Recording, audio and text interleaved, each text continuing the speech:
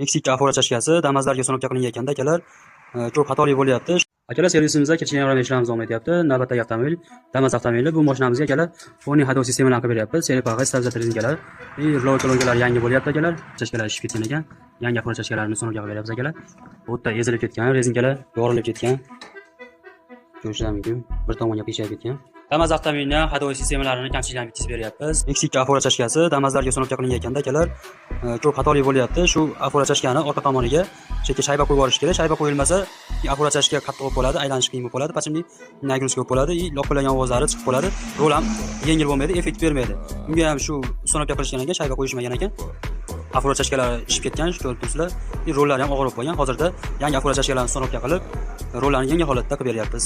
Bu mashinamiz ham afora chashkalarini o'rnatishganiga 2000 kilometr yurgan. Bu afora chashkamiz 2000 kilometrda shunaqa holatga kelib qolgan. Bunga shunaqa xizmatlar kerak bo'lsa, Vodiy avtoservisga murojaat qilasizlar. Ishlarni sifatli, a'lo darajaga bitkazib beramiz. Profilga obuna bo'lishni unutmanglar. Joylar sog' bo'lsin.